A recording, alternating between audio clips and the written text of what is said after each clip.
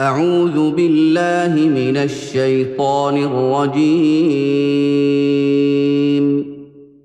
بسم الله الرحمن الرحيم. الحمد لله رب العالمين.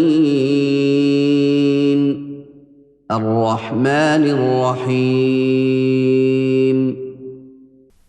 أعوذ بالله من الشيطان الرجيم. بسم الله الرحمن الرحيم.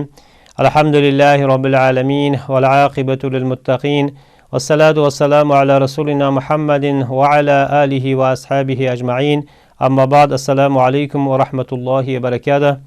Hürmetli Müslüman kavm, hürmetli tındavuşu kavm, Allah subhanahu wa ta'ala başımızda Allah ta'ala otbaslarınıza amanlık versin, dinlerinize sağlık versin. Allah subhanahu wa ta'ala olsa kelgen qasiyetli Mavlud ayımız Allah qutlu qabul bolsun. Mavlud ayı Peygamberimiz tuğan ayı бүкіл әлемге, onun keyin Қазақстан халқымыз Allah ağız birlik intimaq versin.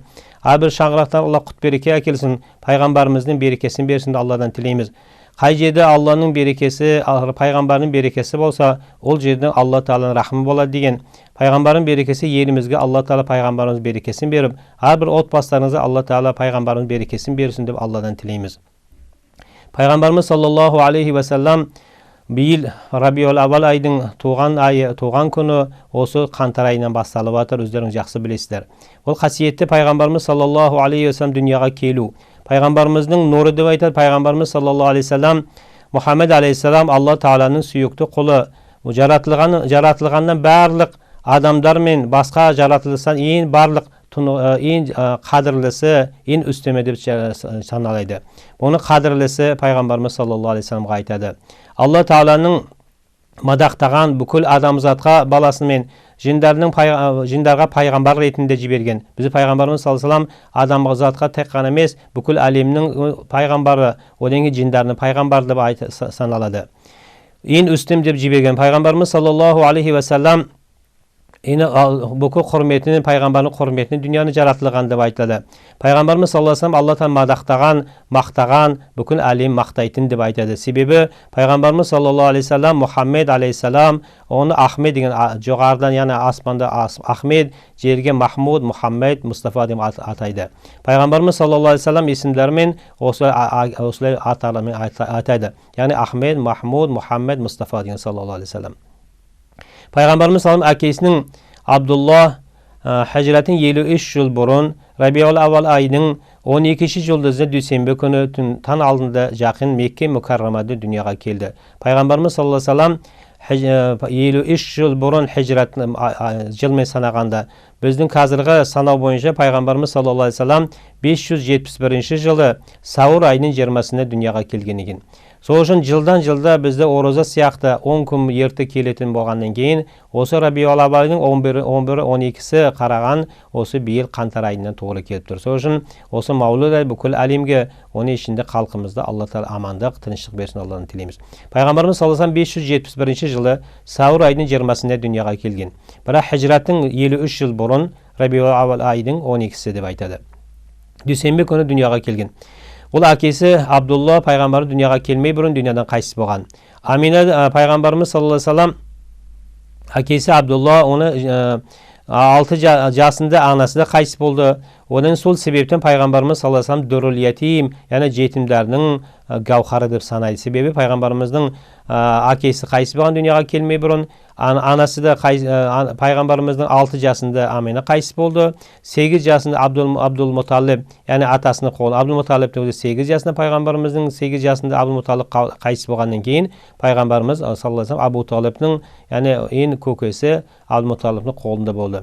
Пайғамбарымыз саллаллаху алейхи ва саллям 25 жасына дейін сол үйде болып, сол кісінің қасында болғандай, содан кейін пайғамбарымыз 25 жасында Хадиша Кибрия деген анамызға үйленді. Пайғамбарымыз саллаллаху алейхи ва саллям Хадишаға үйленген кезінде пайғамбарымыз саллаллаху алейхи ва саллям ең алғашқы бірінші баласы Қасым болды.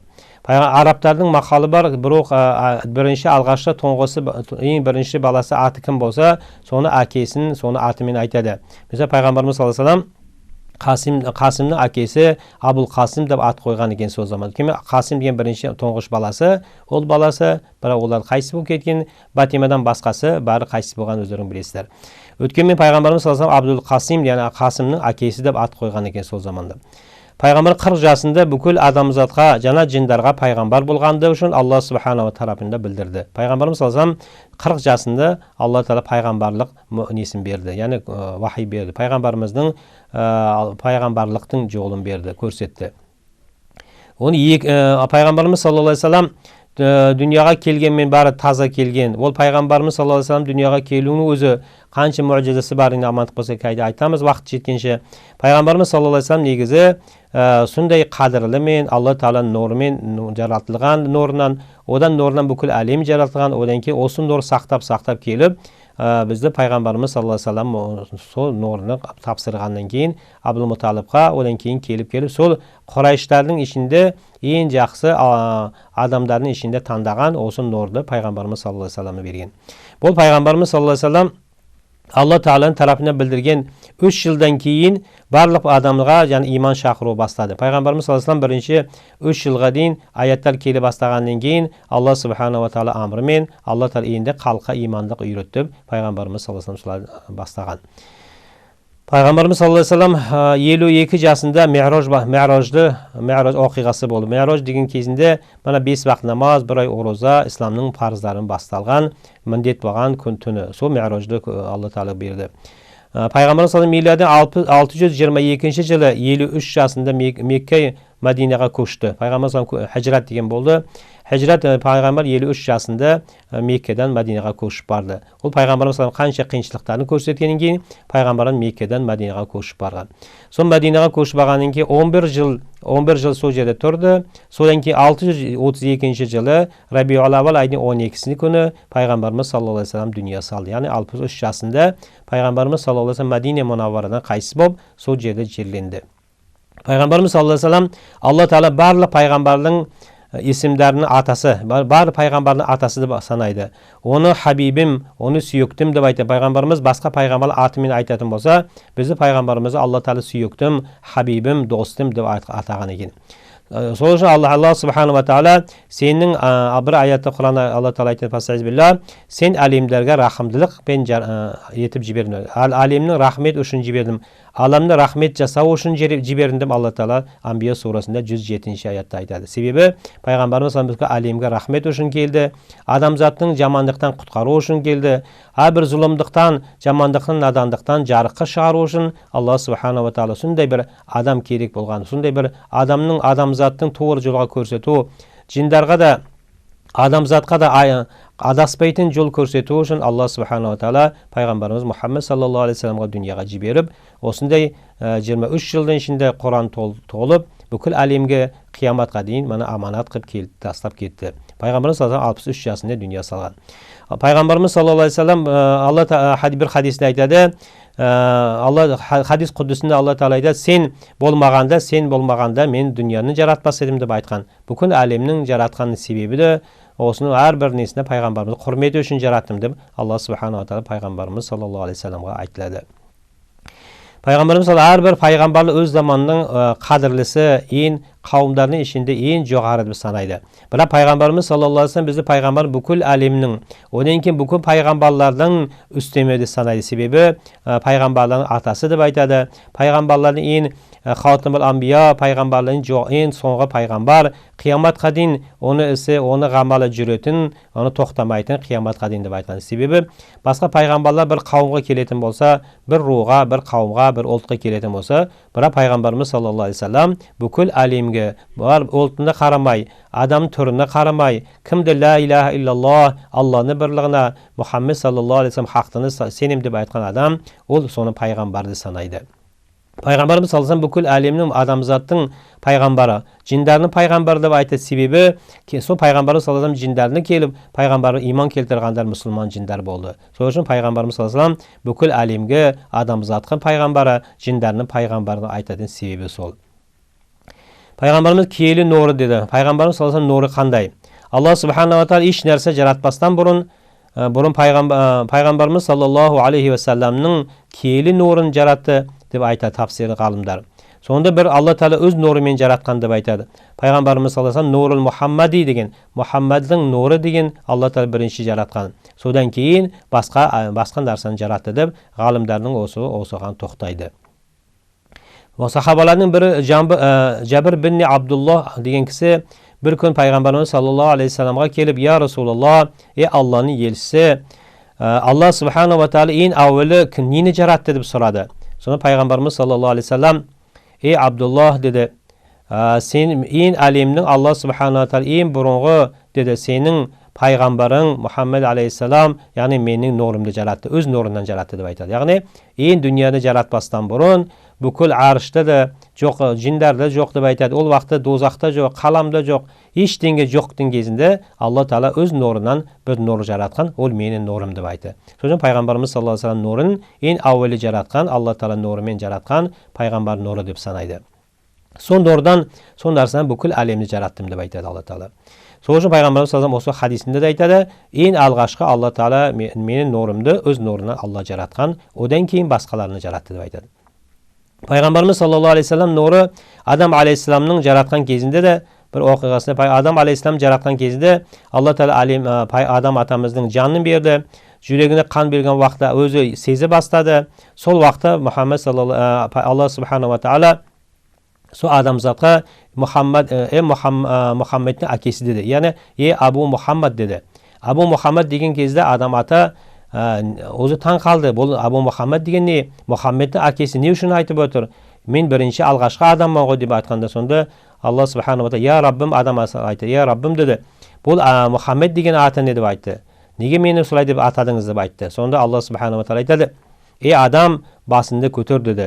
So Adam alayhissalom batini ko'tarib jo'g'arga qaradi, ya'ni arshga qaradi dedi. Arshga qaragan kezda so arshdan bir atin ko'rsatdi. Uni Ahmad degan atini ko'rsatdi. Sonda Alloh subhanahu va taolo aytdi. Ey Adam dedi, o'sha Ahmad degan ati bol sening o'rpog'idan taraydin, o'rpog'idan shag'atin bir payg'ambar bo'ladi odamzodning ishinde. So'ng uni ati jo'g'arida ko'kda Muhammad, Ahmad yerga Muhammad degan, sonda meni suyukti qo'lim sening o'rpog'ingdan shag'at deb Alloh subhanahu va taolo Adam alayhissalomga shunday so'z aytdi. Sonda Adam alayhissalom Alloh taolo madaqtab bo'lsin deb Alloh subhanahu va taolo ko'p madaqlar aytildi. So'ng Alloh subhanahu va taolo o'zning ma'nosini tushunib olib bo'ladi. Alloh subhanahu eng alg'ashqi payg'ambarimiz sollallohu alayhi vasallam nurini jaratgan, undan keyin boshqa narsani jaratgan. So'ng odamzodning mana shu zamonda har bir zamonda bilasizlar payg'ambarlarni jibergan. Bizni payg'ambarimiz jibergan kezda eng qarong'ilik bo'lgan kezi bo'lgan. Sababi eng arablarning kezinde arablarning ishida eng tandavli, eng toza o'rpaqlarning ishida Quraysh qabilasida Alloh subhanahu va taolo payg'ambarimizni dunyoga keltirdi. Sababi bularning payg'ambar sallam aytadi, meni atalarimning o'zi butga senbegan deb aytadi. Teqana bir Allohning barlig'ini mo'yindadi. Sonda mening Alloh subhanahu va taolo o'sha o'rpaqlarning ishida, o'sha avlodning ishida tandagan so'li deyin. So'ng payg'ambarimiz sallallohu alayhi vasallam atalarning o'zi butga nima bo'lsa bir nega sengan emas. Abul Muttalib payg'ambarimiz sallallohu alayhi vasallam dunyoga keladigan kuni so tang oldinda so tunni borib tunimen Mekkani qasında Allohga qulchilik jasadi. Biroq Mekka mana nega tabingan emas, Allohga o'zi jeki turib, Allohga madaqtab, ya Alloh taolo meni dunyoga keladigan nemerimda Alloh taolo baxtli qil, alimga yaxshilik madaqtaytin odam qil deb shunday so'ragan. Sonda payg'ambarimiz sallallohu alayhi vasallam dunyoga kelgan kezinde Abdul Muttalib shunday quvonib, shunday atini Muhammad deb qo'yam deb aytdi. Sonda 7 kundan keyin Abdul Muttalib xalqqa jinab bu 3 kun as bergin deb aytadi. Sonda 3 kun as berib xalqqa sonda odamlar kelib, "Ey Abul Muttalib, nega sen Muhammad deb qo'yding? Nega bir atalarning atini qo'ymading?" deb so'radi. Sonda Abul Muttalib aytadi, "Men dedi, ona Muhammad deganim maqtanish bo'lsin, elning maqtanishi bo'lsin, Allohning madaqtagan pendisi bo'lsin" deb aytdim degan. Bir rivoyatda payg'ambarimiz sollallohu alayhi vasallam anasi Amina anamizning payg'ambarimiz dunyoga kelmasdan burun 6 oylikning kezinde payg'ambar Aminaga bir ayan keldi. So'b ayanga aytadi, "Sen bilesinmi, sendan tug'atin bola qanday qadrli bo'ladi" deb aytadi. Sonda Amina anamiz shunday qo'rqib dirilday boshladi. Sonda ati Muhammad bo'lsin deb aytgan. Sonda bir rivoyat aytadi, payg'ambarimiz sollallohu alayhi vasallam Muhammad degan atni qo'ygan sababi Aminaning Allohdan kelgan аян бойынша қойған. Екінші айтады, Абдул-Муталибтің бұл дүнияға мадақты адам болсын, жақсы пенде болсын, Алланың да құрметті пенде болсын адамзатқа деген, сол үшін Мұхаммад қойдым деп айтады. Сол үшін пайғамбар саллаллаху алейхи вассалам әлемнің мақтайтын, мақтанатын, бұл қияматқа да мақтайтын иншалла пайғамбар. Пайғамбарымыз саллаллаху алейхи вассалам дүнияға келетін алдында да оқиғасы көп. Пайғамбарымыз саллаллаху алейхи вассалам дүнияға келетін кезінде Амина анамыз айтады, сол таң алдында дүйсенбі күні Рабиғ-ал-аввалдың 11-12 күн таң алдында болған жағдайда Алла субханала ва тағала бүкіл періштелерге жерге түсіріп, пайғамбарымыз саллаллаху алейхи вассаламның періштелердің өзі көмегімен дүнияға келген деп айтады. Сонда Амина анамыз айтады, сол түні таң алдында деді, мен бір көзім сондай бір ұйықтағандай болдым, ешқандай қиыншылықты көрмедім, аспандан жерге дейін бір аппақ матаны көрдім. Сол матаны жерге түскен кезінде мені қоршап алды, періштелер қоршап алды деп айтады. Сол үшін пайғамбарымыз саллаллаху алейхи вассалам дүнияға келгеннің өзі сонда Алланы мадақтаумен сүннеттелген, тап-таза болып дүнияға келген. Сол уақытта заманда әйелдер келіп қасында отыратын, Абу Суфиянның әйелі, 2-3 әйел болған. Сол замандың өзі айтады, Биби Сафия айтады, мен деді дүнияға пайғамбарымыз саллаллаху алейхи вассалам дүнияға келген кезінде, мен сондай дүнияға келген сәби бала жерге келген кезде бір сажда жасағанды көрдім. Я Аллаға мадақтау болсын деп айтқан сөзді көрдім, естідім деп айтады. Сонда оны ешкімге айтпай, пайғамбарымыз саллаллаху алейхи вассалам 40 жасында пайғамбарлық келді деп айтқан кезінде ешқандай күмәнсіз мен иман келтірдім деп айтады. Себебі пайғамбар дүнияға келгеннің өзі тап-таза болып дүнияға келген. Сонда пайғамбар дүнияға келген кезде жуамыз деп тұрған кезде деп айтады, сондай бір дауыс келді. Пайғамбарымыз пакталған, ол жуылған, ол сүннеттелген деп айтады. Сонда біз Мұхаммад пайғамбар саллаллаху алейхи вассалам сондай иісімен, сондай әдемі иісімен сәби баланы біз орап, яғни қабыл алдық деп айтады. Себебі пайғамбарымыз саллаллаху алейхи вассалам дүнияға келуінің өзі сондай әлемге бір оқиғалар пайда болды. Пайғамбарымыз саллаллаху алейхи вассалам дүнияға келетін күні сол Меккенің ішінде бұттар салған, өздерің білесіздер, пәлен 300-ден артық бұттар салған, сол бұттарды сынып қалған. Соны құлап қалған екен. Одан кейінгі мәжусилардың отқа бағынатын Иранның 12 қасыры бар екен, биік бір қасыр. Сол түнді 12 мінарасы құлағанды айтады. Мәжусилардың өзі пәлен 1000 жылдан келіп атқан от жанып тұрған, оларға отқа бағынатындар, сол оттың өзі сынып кетті. Ешқандай жанбай қалды сол түнді. Соны бір лазды. Сондай сияқты пайғамбар саллаллаху алейхи вассалам дүнияға келуінің өзі үлкен оқиғалар мен үлкен мұғжизалар пайда болды. Сонда бір риwayat айтады, Меккенің ішінде бір үлкен бұт болатын, сол бұттың ішінде құлаған, бірінші құлады, сол пайғамбар дүнияға келген күні бары құлаған, екінші қайттан барып, сол адамдар соны қайта орнына келтіріп, қайта қойды кешке қарай. Таңертең келсе тағы құлады. Үшінші рет тағы да келіп, сол бұтты қайтадан суретіне салғызып, қайта жоғарыға апарып қойды. Соны таңертең келсе, үшінші күнде сол бұт қайта сынып қалған айтады. Сонда үшінші күн қайта барып қалған бұл адамдар дірілдеп қорқа бастады. Бұл қалай оқиға деп түсінді. Сонда көріп келдердің өзі айтады, бұл деді бұл дүнияға бір ақырғы пайғамбар келген шығар деп сондай үкім берген екен. Сонда сол бұттың үшінші рет құлаған кезде бір дауыс шыққан. Бір Меккенен дауыс шықты деп айтады. Сол оны қанша қойсаң да енді құлай береді. Әлемнің Алла Тағала әлемге рахметін жіберді деп айтады. Яғни әлемнің рахметі адамзатқа тура жолға көрсетеді, адамзат дүнияға келді деп сондай дауыс келген деп айтады. Сосын пайғамбарымыз саллаллаху алейхи вассалам бүкіл әлемнің қараңғылықтан жарыққа шығару, адамзаттың дозақтан, жамандықтан құтқару үшін дүнияға келген. Адамзаттың бәрі тура жолға жүру үшін, адамзаттың адаспайтын жол көрсету үшін Алла субханала ва тағала пайғамбарымыз саллаллаху алейхи вассалам дүнияға келтірді. Сол үшін бізді сіздерге осылай пайғамбарымыз үммет қылғаны үшін Аллаға мыңдаған мадақтау болсын, пайғамбарымыз саллаллаху алейхи вассалам салауаттар болсын да Алладан тілейміз. Құрметті жамағат, пайғамбарымыздың айы бүкіл әлемге, оның ішінде мұсылман қауымға өте мадақтайтын, енді құрмет жасайтын ай. Әрқашан біз пайғамбарымызға салауат айтамыз. Бірақ пайғамбарымыз дүнияға келу айында көбірек салауаттар айтып, мешіттарға Алла жаса маулуд оқылып жатыр, жұма намаздарға бүкіл қала мешіттері. Одан кейін үлкен амандық болса, кейінгі айтылады, иншалла Алла жаса маулуд оқылады, иншалла жылда әдет болған бүкіл әлемге, оның ішінде біздің Қазақстан елімізге. Одан кейін амандық болса, оны айтады күнін. Сосын Алла субханала ва тағала баршамыз Алла қасиетті маулуд айларымыз Алла құтты мұбарак болсын. Осы қасиетті маулуд айының құрметіне барша тілек дұғаларымыз Алла Тағала қабыл етсін. Елімізде тыныштық, амандық берсін.